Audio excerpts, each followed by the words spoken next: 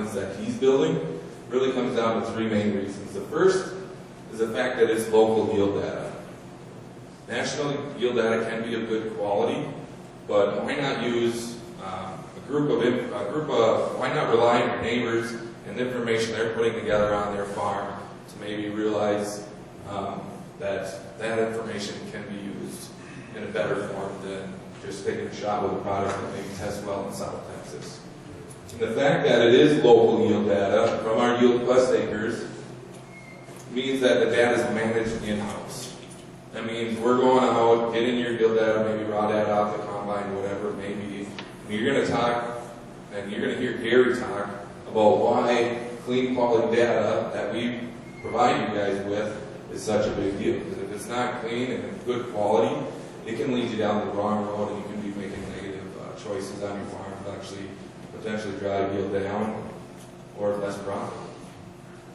And the last piece that I want to tie more into is the fact that you can feel confident because we're using the right tool for your job of analyzing your on-farm research.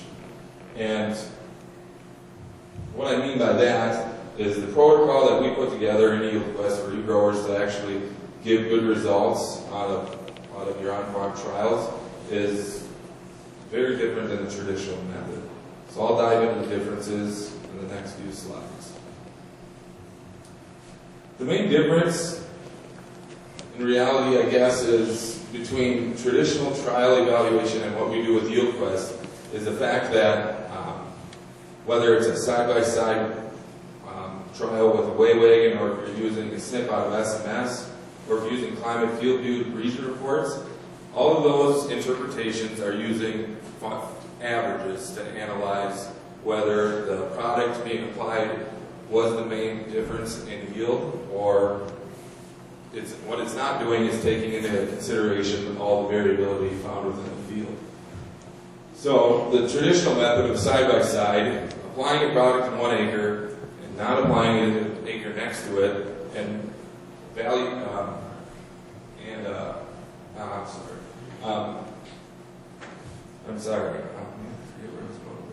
but evaluating the difference between the two blocks and assuming that the product is the only variable changing that yield is the wrong way to do it. And that's because fields are inherently variable.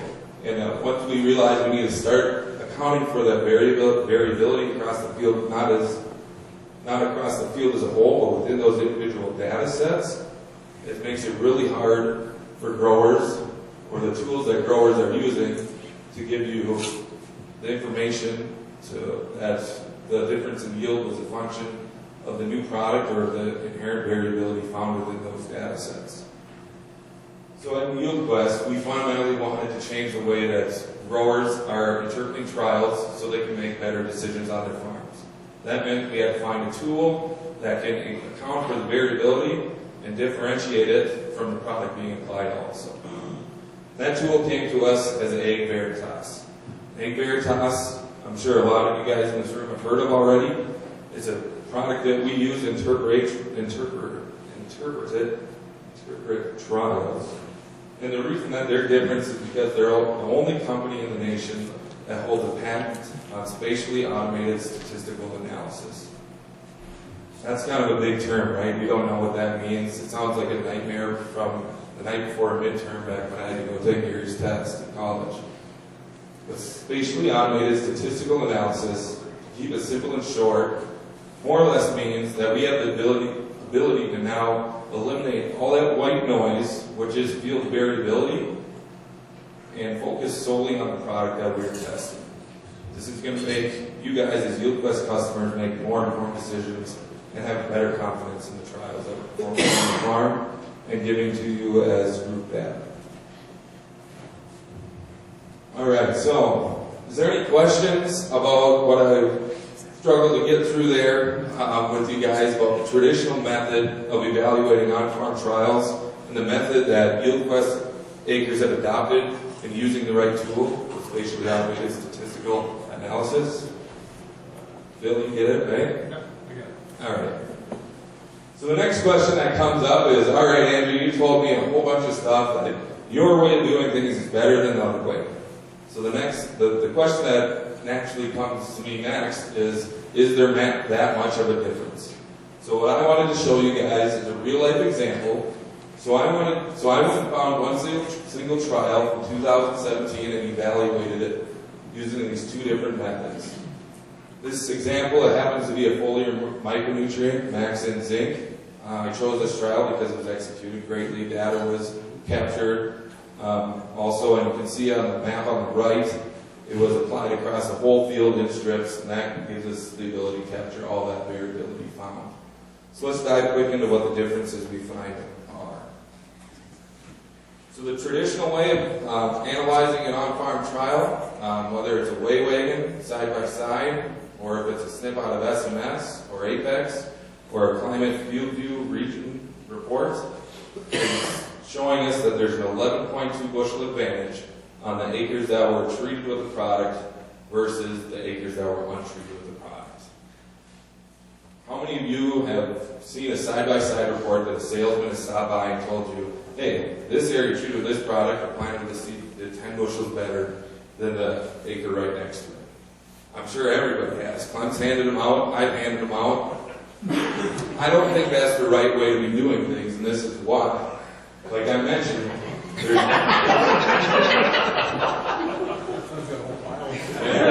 I've seen it. It's there. It's all in the data. Yeah. So the reason I don't believe that this is the way we should be doing it, and the reason we adapted a new way of doing it with YieldQuest trials, is like I said, there's attributes behind the product applied that change between the test acres and the untreated acres.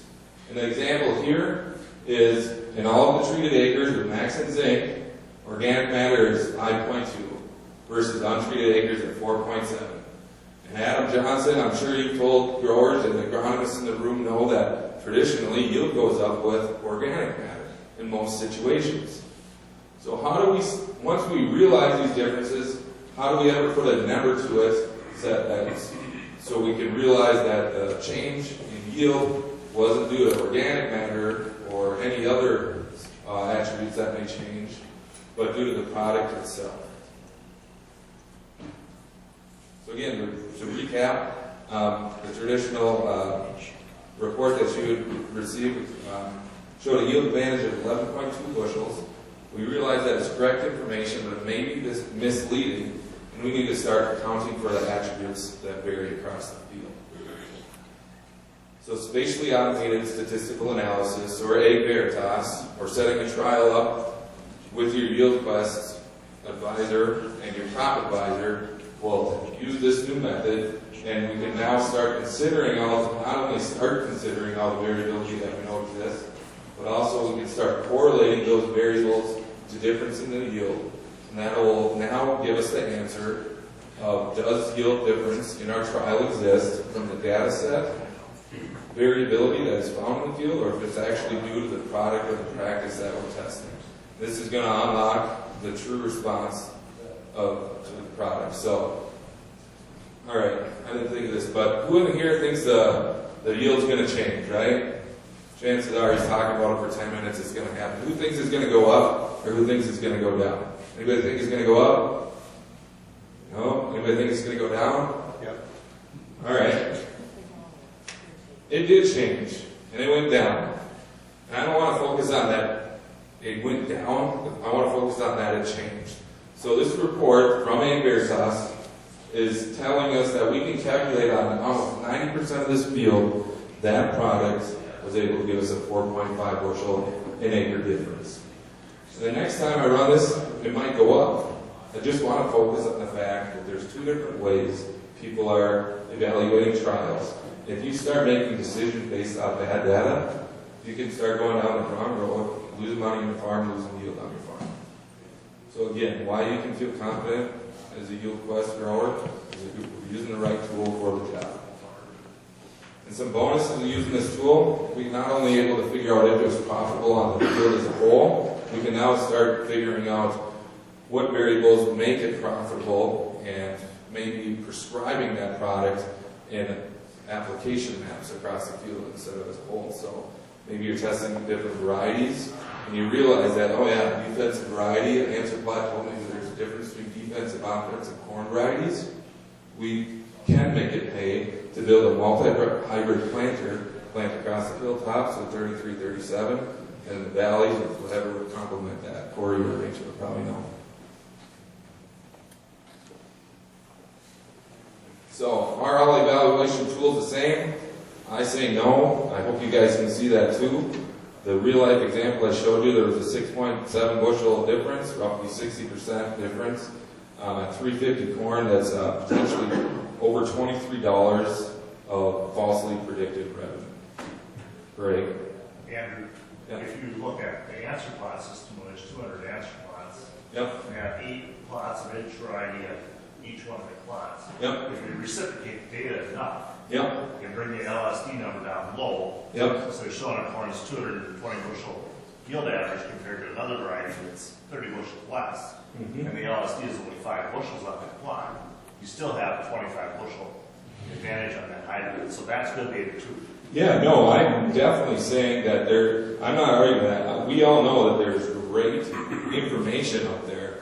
The fact that I wanted to bring across to you guys as growers is you now have a tool that can give you that research grade quality on your own farm. And that really hasn't existed until a few years ago.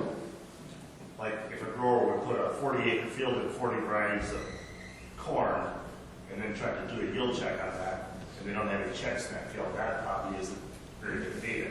Because there you're having reciprocation, you just try things. Taking the time to go through trial, design, execution, and analysis is a big part of it. And that's why you get rushed in the spring, but at the end of the year, if I showed you potentially lose $23 an acre that you're expecting to make, I think it's very important to take the time to plan all this out, execute it right, and harvest it right. You know, Andrew, I think the interesting thing is, after you scrub the data through Ag Veritas, your yield ended up being, 4.7 bushels or something like that.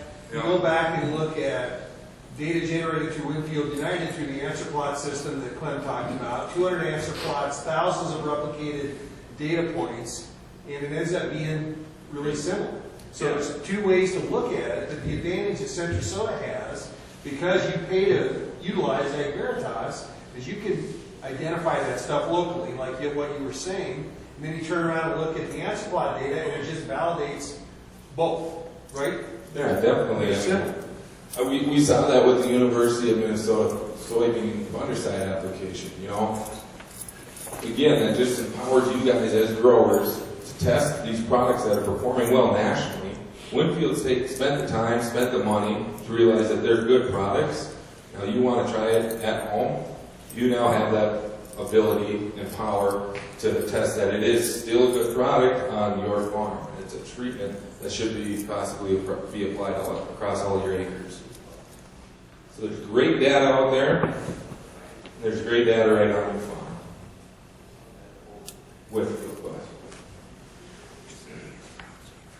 All right, I'm going to cruise through this at 29 minutes already. But one thing that growers and salespeople have wanted out of Yield Quest 2 presented at this meeting is benchmarking. I went through a presentation last year that Corey and Isaac presented, and they showed you why yield data benchmark against each other can be misleading. We will get that information to you if you want it. But I wanted to talk a little bit about benchmarking your machinery instead of maybe yield, since that's something new this year. You heard Matt talk about Farm Mobile. He touched a little bit about your machine performance data. So I got 1 or 2 slides here explaining what we did. So we had 6 combines or 6 growers in Yield Quest this year that realized there was value in Farm Mobile, and they put the puck in their machine. And I ran one report out of here that is going to show you the machine utilization, and you can start seeing how you spent time in the field. So far at this point, we have over 8,000 acres processed with 900 machine hours, and how those machine hours were spent, you can see on the pie chart right here. So 58% of the time, the combines that were utilizing Farm Mobile this year, they spent harvesting. Does anybody think that's high or low? I really didn't know what to expect when I ran the first report. Honestly, I thought it'd be more like 75, 80%. But it's pretty surprising to me. Almost 60% of the time, combine spent working. And almost the next biggest piece of the pie was time spent idling. That was even a bigger surprise to me because almost a fifth of the time, your combine was idling in the field or idling in the yard. Yeah, you know. I don't want to get to the red green for that. I don't know. It might be a bad road. But yeah, and maybe these numbers can't be changed. Maybe you're maxed out and you are performing top notch. The fact is that you can now realize where you're at and start making decisions beyond yield to other aspects of your farm. More technology is going to enter the farm in different ways. So if you were able to cut idling by 10%, you can run another report out of here and realize that it was this X amount of fuel. You know how many hours you log in the machine, maybe you're paying for somebody sitting on the machine. These numbers might add up pretty quick. So if you were one of the growers that had Farm Mobile in your machine this fall, we'll be able to show you where you stack up against maybe your neighbors that you're sitting next to today, or maybe neighbors that are within 100 miles away, but pretty close to me anyway. The ranges were pretty high. I saw 10% plus or minus on the working. So that's a lot of it's just due to regional effects. So that's our farm. That's a benchmark you want to touch on. You will have access to more benchmarking results if that's what you want. And I'm going to quickly wrap up with how you can start viewing this stuff, viewing these reports and results. So, like I mentioned, all the sales staff in Central, all the growers in YieldQuest have asked for trial information from the group as a whole, or benchmark information where I stand as a group as a whole. And getting that to you more than once a year is something we've made possible this year. So Will sent me a couple slides last night, and I'm going to go through how you're going to have faster access, hopefully earlier or more than once a year.